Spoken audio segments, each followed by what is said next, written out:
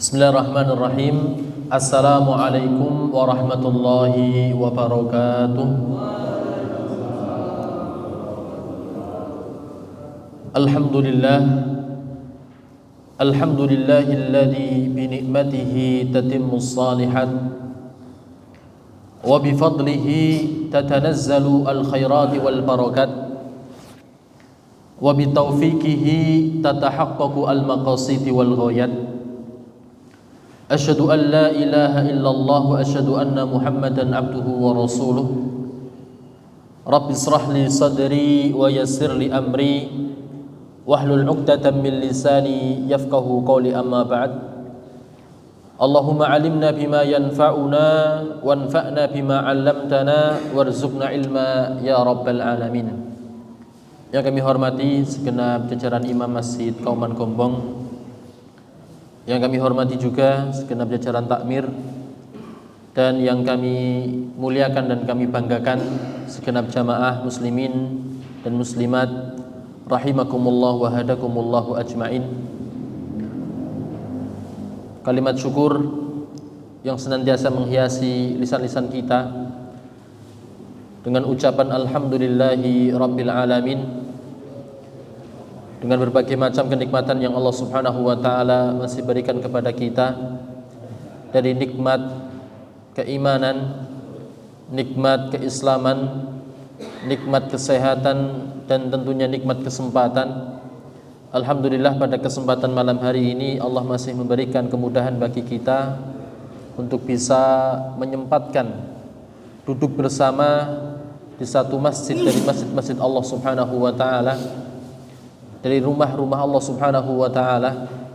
Mudah-mudahan kita semuanya mendapatkan keberkahan dan keridhaan dari Allah Subhanahu wa taala, dan mudah-mudahan kita semuanya mendapatkan kemudahan untuk bisa masuk ke dalam surga Allah Subhanahu wa taala dengan ikhtiar kita, yaitu thalabul ilmi, mempelajari apa yang disampaikan oleh Allah di dalam Al-Qur'an dan meneladani daripada sunnah-sunnah Nabi Sallallahu Alaihi Wasallam di hadis-hadis beliau.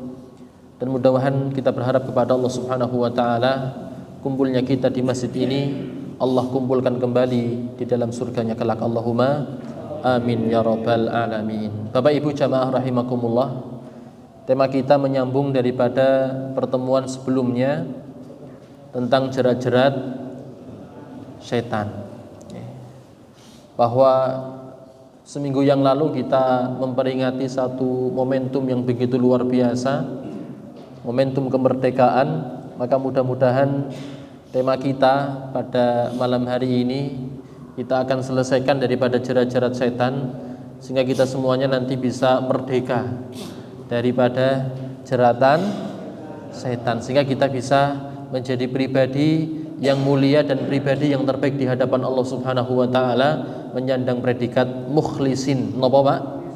Mukhlisin, orang-orang yang ikhlas, karena orang-orang yang ikhlas inilah orang-orang yang akan dijauhi daripada godaan setan. Baik Bapak Ibu jamaah rahimakumullah, sebelum kita masuk ke pembahasan kita, mari kita bersama-sama berdoa kepada Allah Subhanahu wa taala. Mudah-mudahan apa yang kita kaji pada malam hari ini menjadi ilmu yang bermanfaat dan ilmu yang barokah. Saya awali, monggo diikuti bersama-sama. Bismillahirrahmanirrahim. Allahumma inni as'aluka ilman nafi'an wa rizqan thayyiban wa amalan mutaqabbala. Ya Allah, ya Tuhanku, sesungguhnya aku memohon kepadamu ilmu yang bermanfaat dan rezeki yang baik dan amalan yang diterima. Amin ya rabbal alamin. Baik Bapak Ibu jamaah rahimakumullah,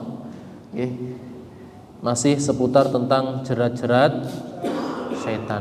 Ada 5 poin yang sudah kita bahas pada pertemuan sebelumnya. Apa saja? Yang pertama adalah iblis melihat kecenderungan seseorang. Kita murojaah, kita ulangi sebentar tentang jerat setan yang sudah kita bahas bersama. Yang pertama adalah iblis melihat daripada kecenderungan seseorang. Apapun kecenderungan kita, maka itu dijadikan sebagai senjata oleh iblis ataupun setan untuk menggelincirkan kita jauh daripada Allah Subhanahu wa taala. Kemudian yang kedua, ya, bahwa jerat daripada setan yaitu selalu menghiasi daripada kemaksiatan. Apapun sesuatu yang bertentangan dengan syariat, maka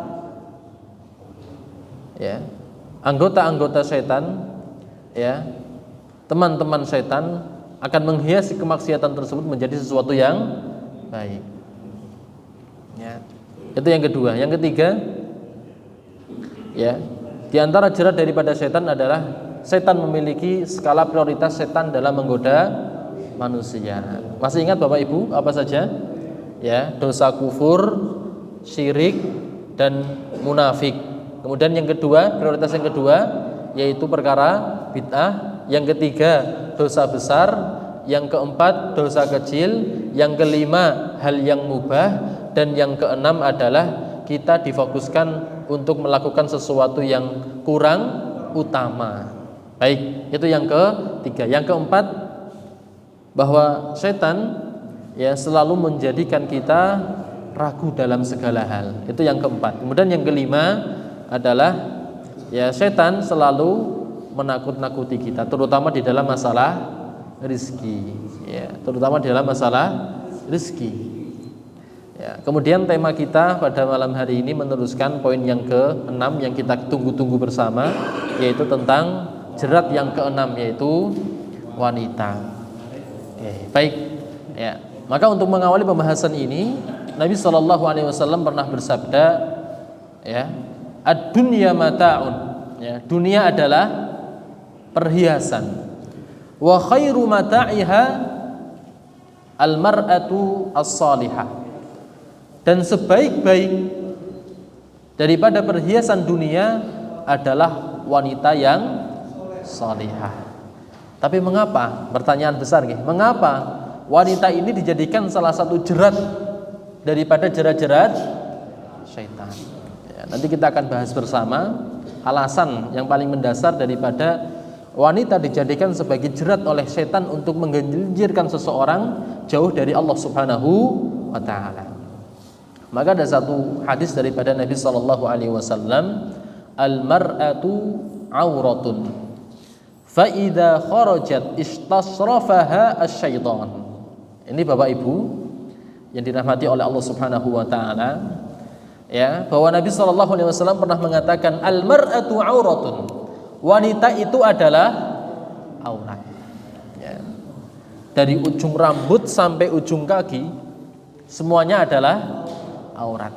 Ini kalau menurut versi Imam Syafi'i, ya, sekalipun wajah dan kedua telapak tangan itu nopo Pak? Aurat, wajib untuk ditutup. Kalau tapi nek madhab yang lain, ya, mengecualikan daripada telapak tangan dan wajah, ya, itu bukan sesuatu aurat. Sekalipun apa? Perkataan, Pak, ya, perkataan wanita itu bisa jadi sebuah aurat. Maka Imam Abu Hanifah menjadikan suara saja itu menjadi apa? Aurat. Tapi nek ya madhab yang lain, ya, itu tidak menjadikan apa? Suara menjadi aurat. Ya, nanti kita akan bahas nih. Kemudian yang berikutnya, fa idza kharajat istasrafaha asy-syaitan. Aniki. Jika seorang wanita itu keluar dari rumahnya, maka syaitan akan memperindahnya di mata laki-laki. Maka kata Nabi SAW, tidak ada fitnah yang lebih besar yang dihadapi oleh seorang laki-laki melebihi dari fitnahnya seorang perempuan. Ya. Makanya mohon maaf Bapak Ibu jamaah rahimakumullah, ya, ketika seorang wanita sudah keluar daripada rumah-rumah mereka, maka ketika berpapasan dengan seorang laki-laki, maka orang laki-laki ini akan melihat wanita dari sisi yang tidak dimiliki oleh istrinya. Bisa dipahami nggih? Ya. Ya. Jadi apapun yang dilihat oleh laki-laki dari paras, ya, ataupun apa? Ya, tubuh wanita itu mencari sesuatu yang tidak dimiliki oleh istrinya. Ya. Makanya kita dianjurkan untuk selalu ghaddul basar, selalu apa? Menundukkan pandangan. Kenapa?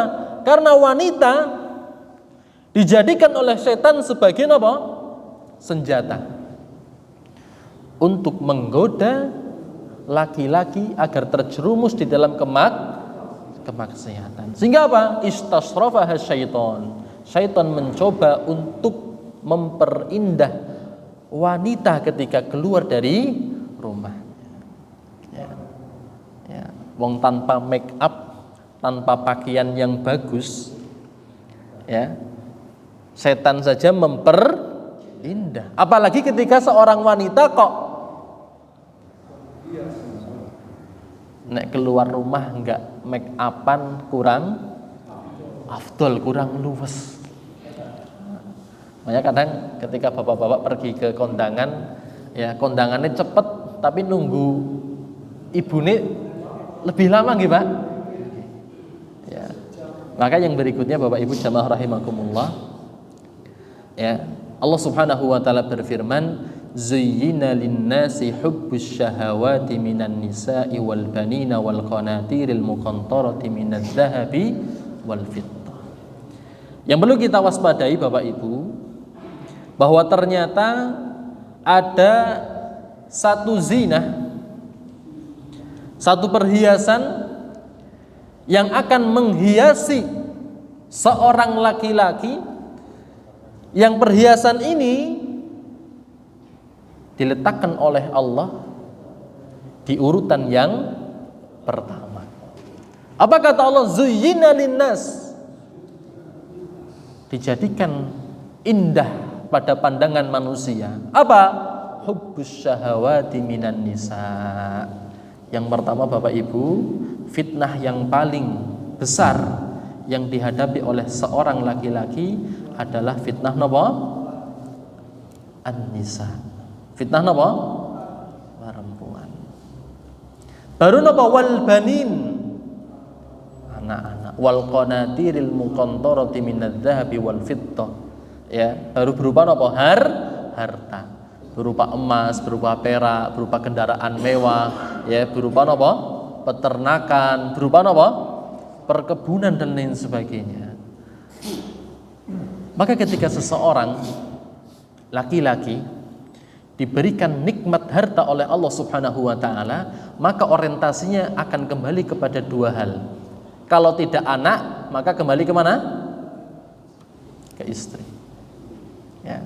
Ketika seorang laki-laki diuji oleh Allah Subhanahu wa taala, dimudahkan rezekinya, dimudahkan hartanya, maka orientasinya hanya dua. Napa, Pak?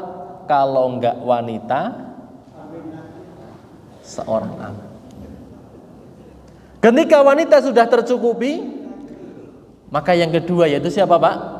Anak. Makanya rumus di Indonesia gitu nggih. Ya, sepinter-pintere wong cek kalah karo seorang anak dari seorang pejabat. Nggih napa nggih? Sepinter-pinternya orang tidak mampu menduduki napa? Pejabat sebagai direktur ketika berhadapan dengan seorang anak pejabat. Kenapa? Seorang laki-laki ketika dibukakan oleh Allah pintu rizkinya, orientasinya kembali ke dua hal. Yang pertama napa? Wanita. Dan yang kedua, harta.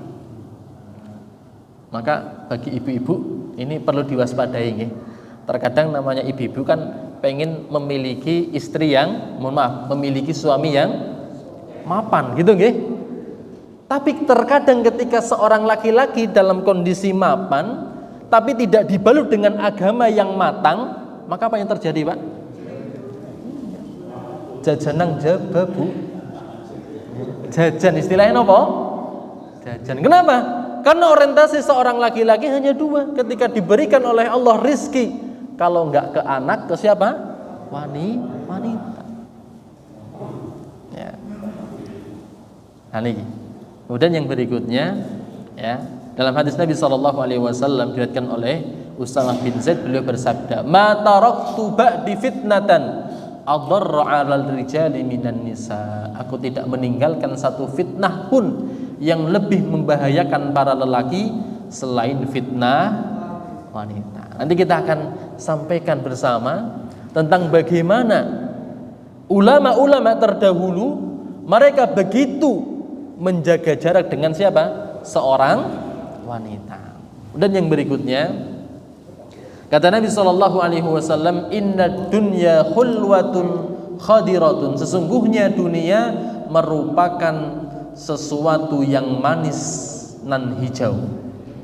Wa innallaha mustakhlifukum fiha, dan Allah mempercayakan kalian untuk mengurusinya. Fayangduru kaifa ta'malun fattaqud dunya wattaqun nisa, kata Nabi sallallahu alaihi wasallam, takutlah kalian terhadap dunia dan takutlah kalian dengan seorang wanita. Kenapa? Fa inna awwala fitnati bani Israil kanat fin nisa, sesungguhnya fitnah yang pertama kali yang dihadapi oleh Bani Israel adalah seorang wanita. Ya. Maka istri itu harus punya istighah, nggih napa?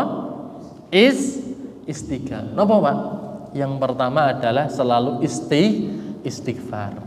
Nek punya suami kok rodok, Pak. Nggih. Ya, rodok-rodok niki. Maka napa? Tidak perlu marah, tidak napa? Menampakkan kemarahannya. Tinggal apa? Istighfar. Yang kedua napa? Istiqomah. Napa, Bu? Satu tawaran dari Allah yang tidak ditawarkan kepada seorang laki-laki, hanya ditawarkan oleh Allah kepada siapa?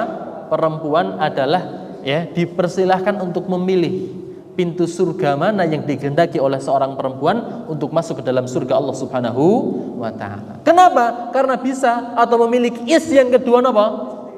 Istiqomah. Puasane ya, nutuk 30 dina, salatnya rajin, ya, infaknya rajin dan lain sebagainya. Dan yang ketiga istitoah, ya, selalu nopo taat kepada siapa?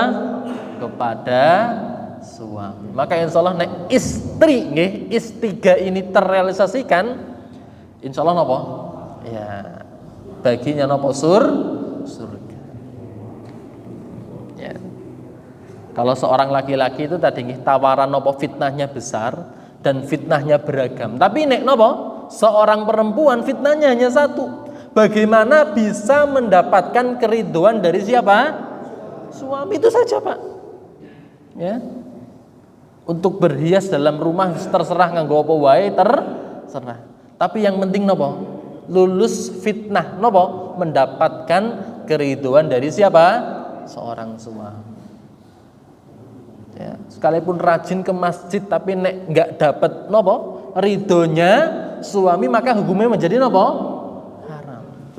Rajine ngaji, nggih, tapi nggak dapat ridho dari siapa? Suami, menjadi napa? Haram.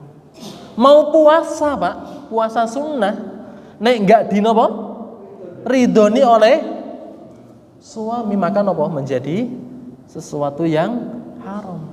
Makanya kata Nabi SAW, man matat wa zawjuha radiyun anha dakhalal jannah. Siapapun seorang wanita yang meninggal dunia sementara seorang suaminya nopo ridho, maka kata Nabi dakhalat jannah, dia akan masuk nopo surga. Ya. Tapi kita sebagai seorang laki-laki, ya, kita sebagai nopo seorang laki-laki, maka ada jerat yang begitu menawan, Pak, yaitu siapa? Seorang wanita. Maka ya, bagaimana salafun saleh, ya, ulama-ulama kita terdahulu menyikapi daripada fitnah seorang wanita. Di antaranya adalah Imam Sufyan Ats-Tsauri, beliau mengatakan, ya, silahkan kau suruh aku menjaga rumah mewah penuh dengan harta yang melimpah, namun jangan kau suruh aku menjaga wanita yang tidak halal bagiku meskipun berupa budak yang hitam lagi legam. Ini, Pak. Kenapa? Karena ketika seorang wanita berhadapan dengan seorang laki-laki, istasrafaha syaiton. Syaiton itu akan apa?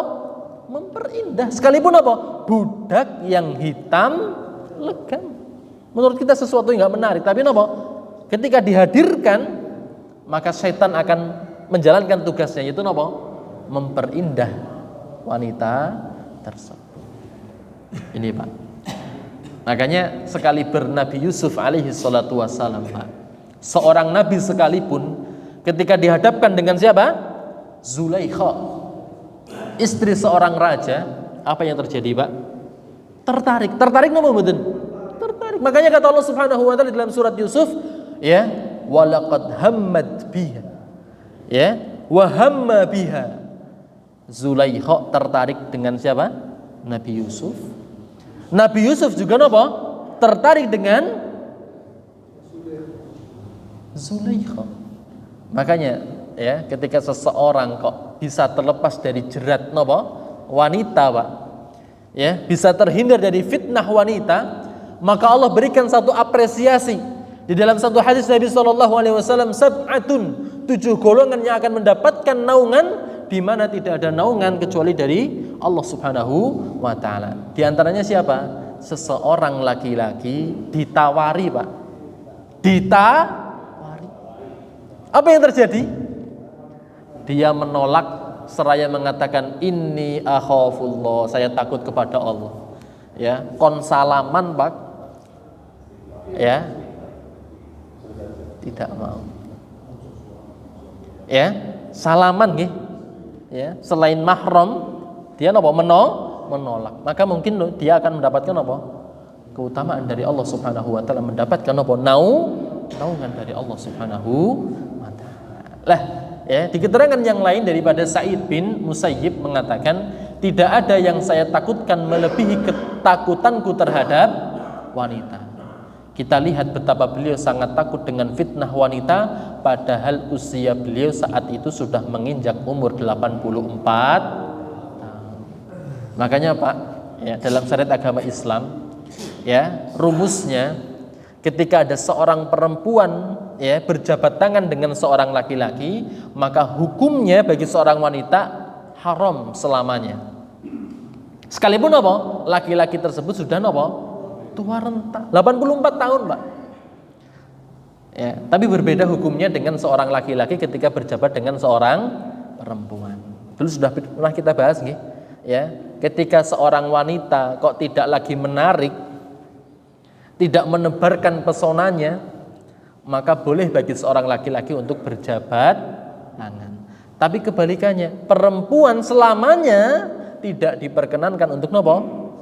Ya, bersalaman dengan laki-laki yang bukan mahramnya. Kenapa? Orang tua sekalipun, ya, seorang laki-laki itu bisa kena fitnah, ya, dengan seorang siapa? Perempuan. Ya, sebagaimana disebutkan oleh Sa'id bin Musayyib. Ya.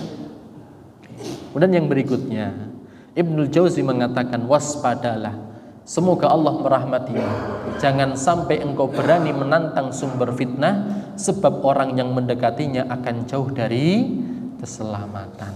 Jika waspada darinya identik dengan keselamatan, sebaliknya menantangnya identik kebinasaan. Ya, pengen ngetes, Pak. Ya, kira-kira aku lulus fitnah wanita apa? Apa yang terjadi? Ya, dia masuk ke tempat-tempat yang terlarang. Atau nopo mendekati warung-warung sing penjuale menarik, Pak. Coba kalau kita lihat ya, ya, kalau ke arah Sempor saja, Pak, sing paling rame sing warungnya kayak ngapa, Pak?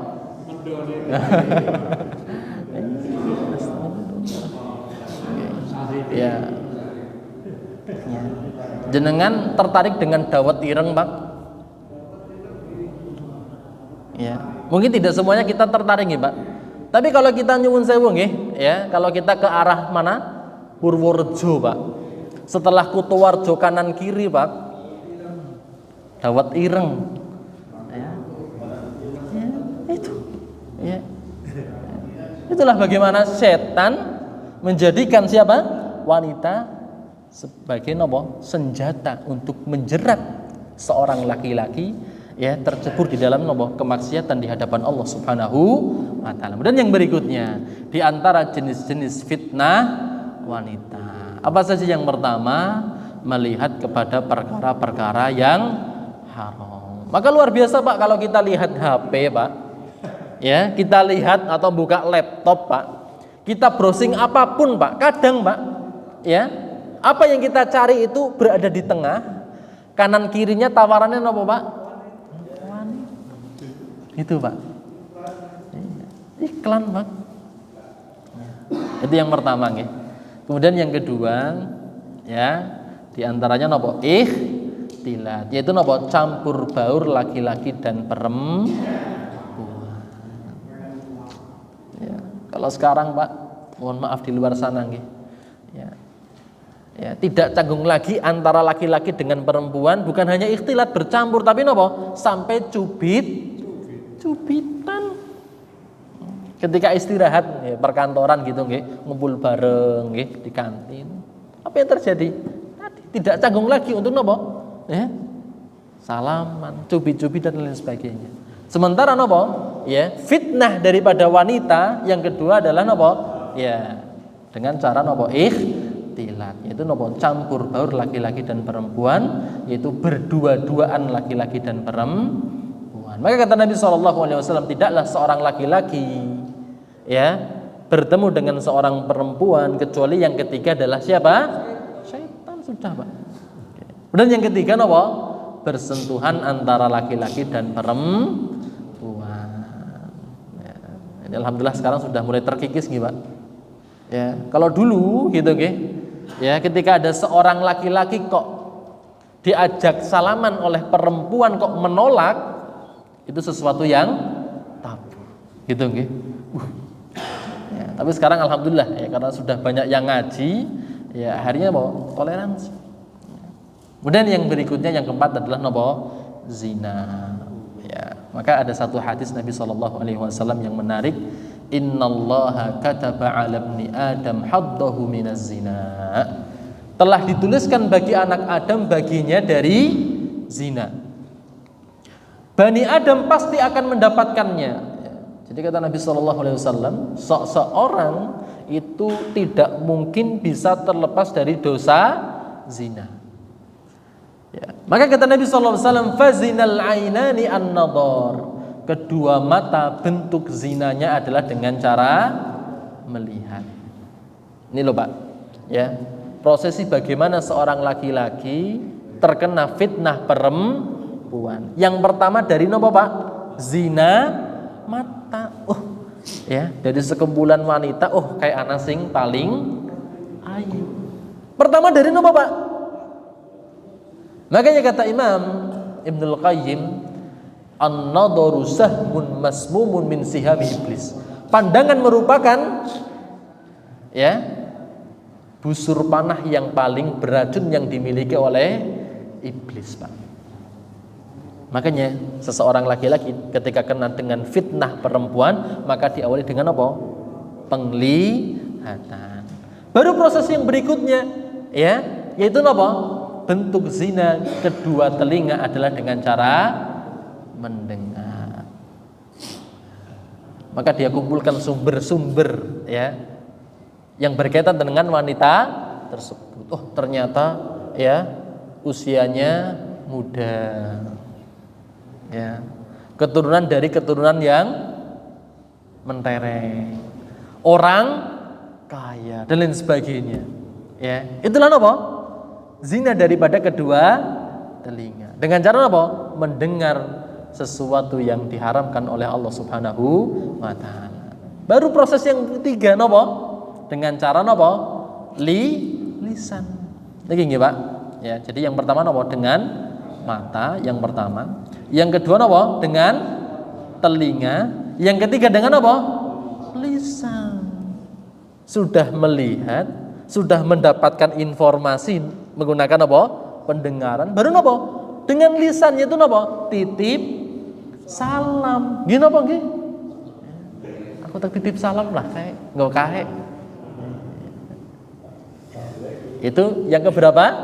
Yang ketiga. Yang keempat, Pak. Ya. Prosesnya napa? Dengan kedua Sudah titip salam, ngesuk ketemu. Apa yang terjadi? Salaman.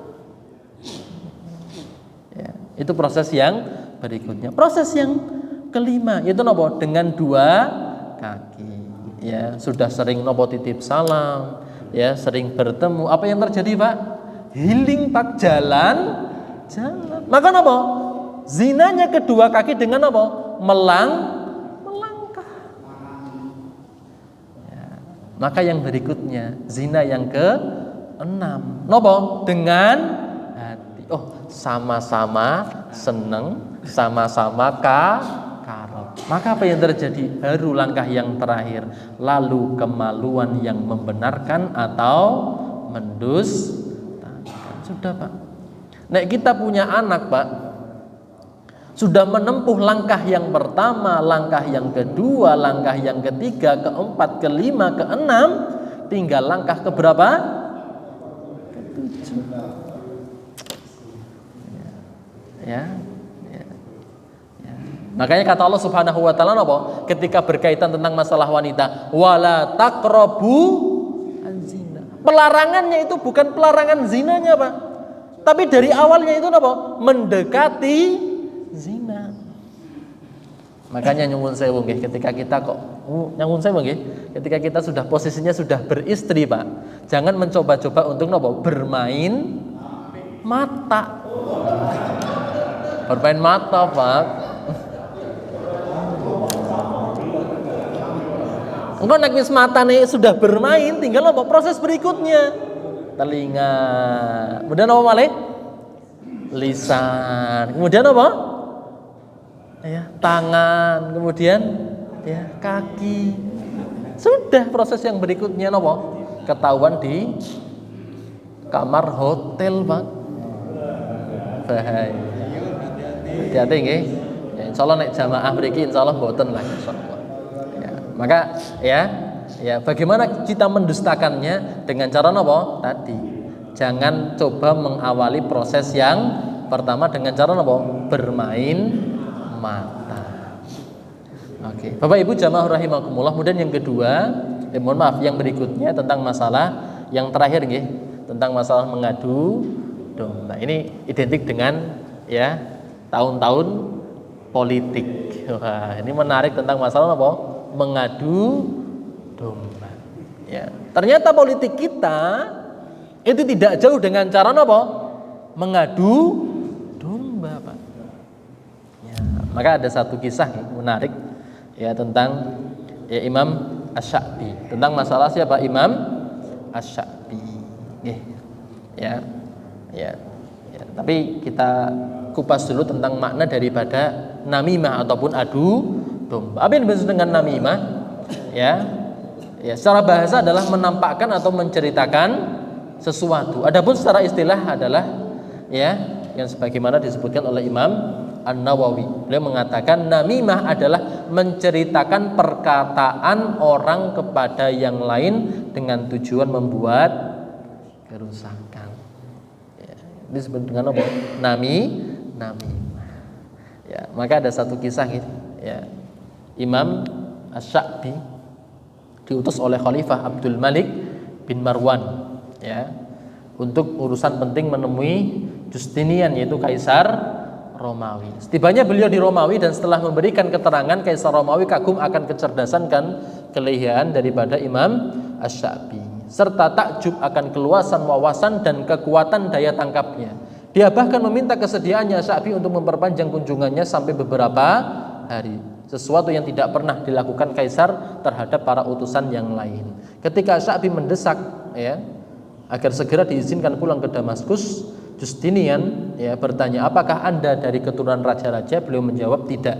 Saya seperti umumnya kaum muslimin." Setelah beliau diizinkan pulang, ya singkat cerita, ya maka ya raja tersebut memberikan surat kepada Asy-Sya'bi untuk diberikan kepada siapa? Khalifah Abdul Malik bin Marwan.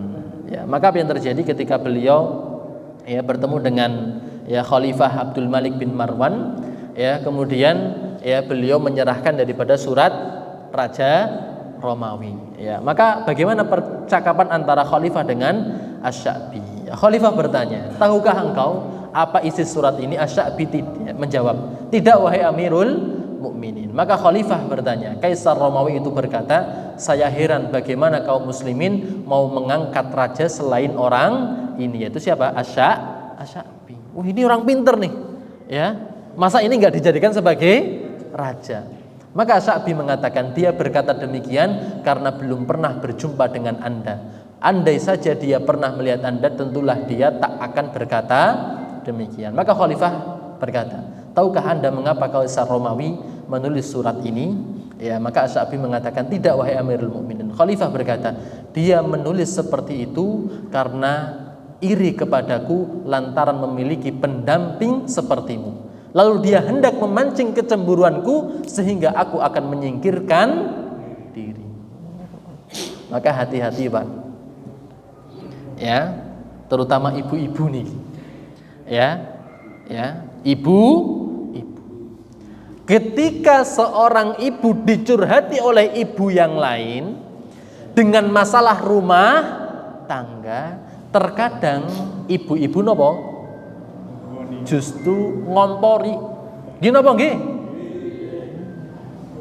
Bu, ya, misalnya gitu nggih. Ini mohon maaf ya. Ya, kadang yo bapak-bapak seperti ketika dicurhati oleh seorang ibu-ibu atau seorang bapak-bapak, ya Allah, saya punya suami kok nggak pernah open. Maka ibu-ibu yang lain menanggapilah, bojo kaya kowe ya dipegat baik. Ini napa Pak? Politik. Nopo adu, janjane nopo permasalahannya kecil, tapi karena nopo jeratan setan dengan adu domba menjadikan perkara yang kecil menjadi maka hati-hati dengan nopo jeratan setan dari sisi nopo adu domba.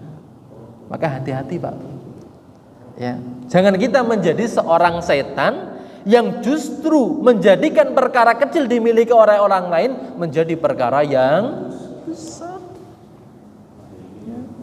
Ya, padahal bojone anu kelalen orang nyangoni menjadi perkara yang besar. Hubunge akeh. Nggih. Baik. Ya, kemudian yang berikutnya niki, wa qul li ibadiya yaqulul lati hiya ahsan inna syaitanu yanza'u bainahum inna syaitana kana lil insani aduwam mubina. Sesungguhnya setan itu senantiasa menghasut di antara mereka dengan apa? Adu domba. Maka 7 jerat ini harus kita waspadai bersama Bapak Ibu agar kita menjadi pribadi yang merdeka, bisa beribadah kepada Allah Subhanahu wa taala dengan semaksimal mungkin. Demikian yang bisa kami sampaikan pada kesempatan malam hari ini. Mudah-mudahan kita semuanya bisa memahami daripada jerat-jerat setan sehingga kita bisa terlepas daripada jerat setan dan kita menjadi pribadi-pribadi yang baik di hadapan Allah Subhanahu wa taala. Demikian yang bisa kami sampaikan, kurang lebihnya mohon maaf. Billahi taufik wal hidayah. Wassalamualaikum warahmatullahi